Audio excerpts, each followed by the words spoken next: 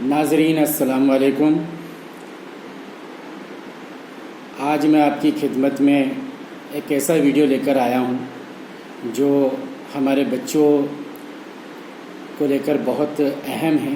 اس سے پہلے بھی کچھ اہم ضروری باتوں کے ساتھ میں نے آپ کو ویڈیو شیئر کیا تھا، اور آج بھی جو ہے میں کچھ ایسی باتوں کو جو بچوں میں ہونا چاہیے، جن باتوں کا، جن مینرز کا، جن ہیبٹس کا بچوں میں ہونا چاہیے، وہ ایسی ساری تمام باتوں کو لے کر آپ کے سامنے حاضر ہوں۔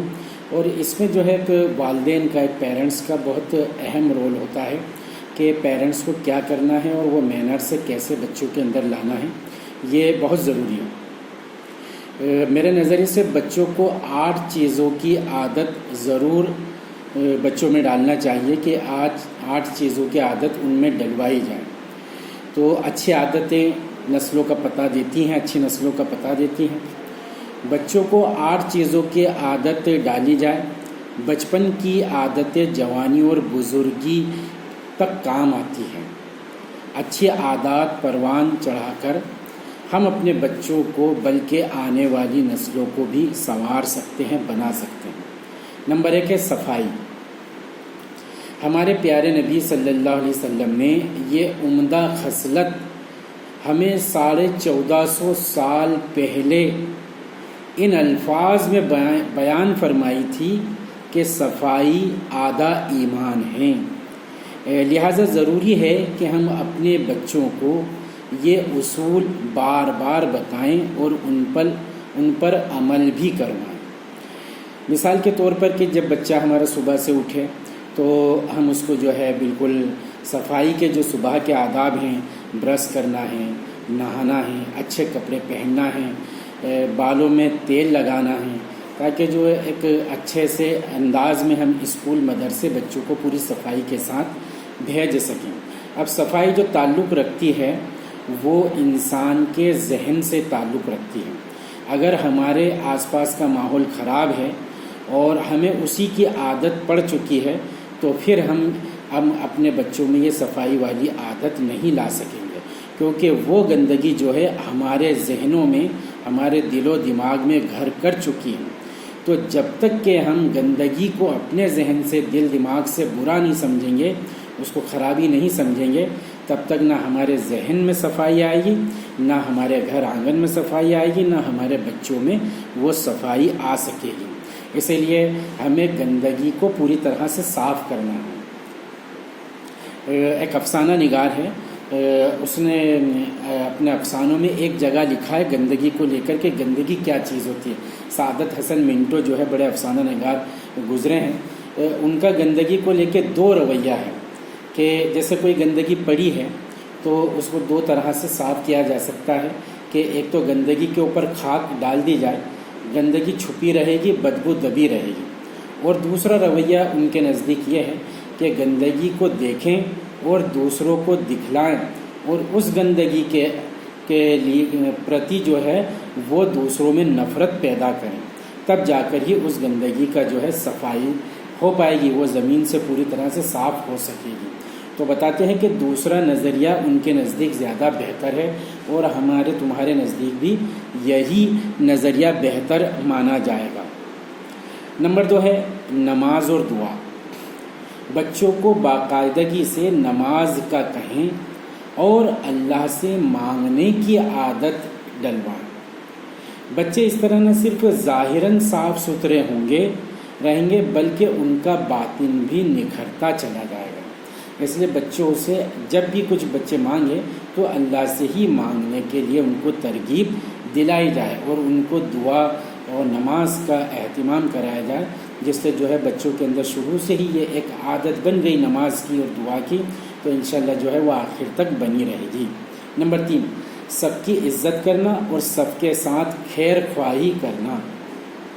بچوں کو بتائیں کہ صرف بڑوں کے ساتھ ہی نہیں بلکہ اپنے ہم عمر، اپنے ہم عصر بچوں کے ساتھ بھی تمیز سے پیش آنا ہے۔ انہیں بتائیں کہ دوسرے بچے جیسا بھی آپ کے ساتھ سلوک کریں لیکن انہیں ہمیشہ تمیز سے ہی پیش آنا، مطلب آپ کو اچھے سے ہی ان کے ساتھ پیش آنا ہے۔ لوگوں کے ساتھ ہمدردی اور خیر خواہی کے ساتھ پیش آنے کی عادت پختہ کروائیں۔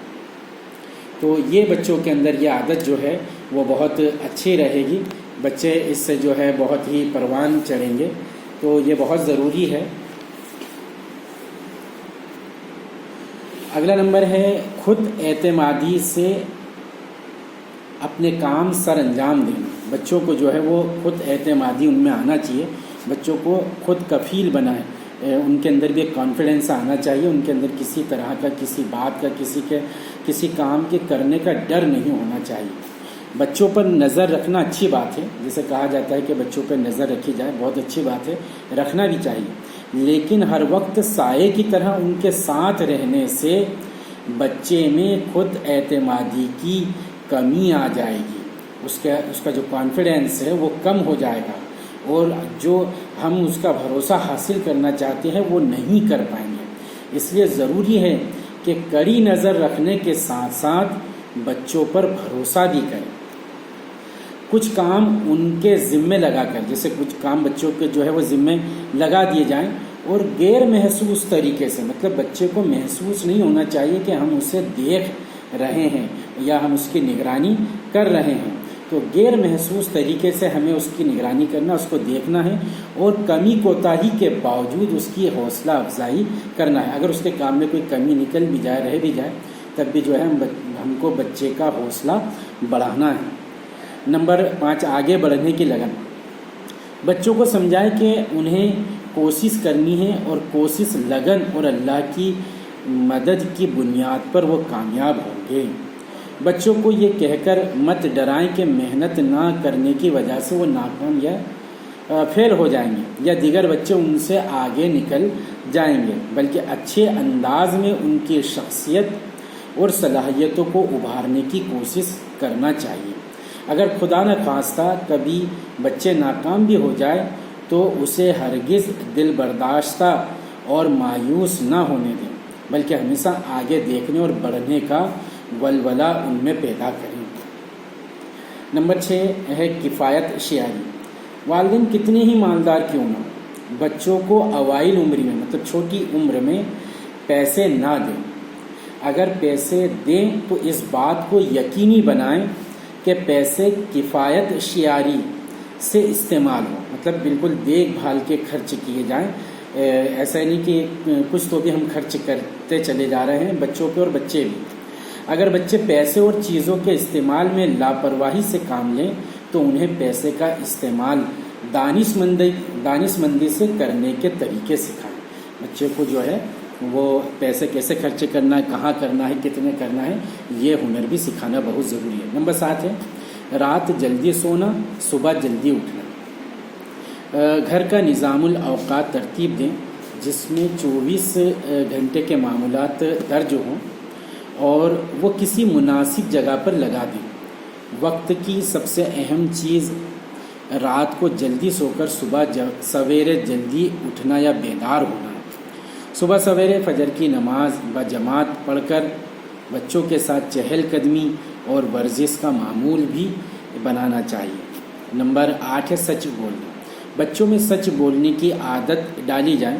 جب گھر میں سبھی افراد سچ بولیں گے تو یہ خصلت بچوں میں خود بخود آ جائے گی۔ بچے کو یہ کہنا ہرگز نہیں پڑے گا کہ آپ کو سچ بولنا چاہیے، کیونکہ جب وہ گھر میں بڑوں سے اور آس پاس کے ماحول میں جب جھوٹ سن رہا ہوگا تو وہ ہرگز بھی سچ نہیں بول سکتا۔ سچ بولنے کی عادت بڑوں کے سچ بولنے سے بچوں میں آتی ہے۔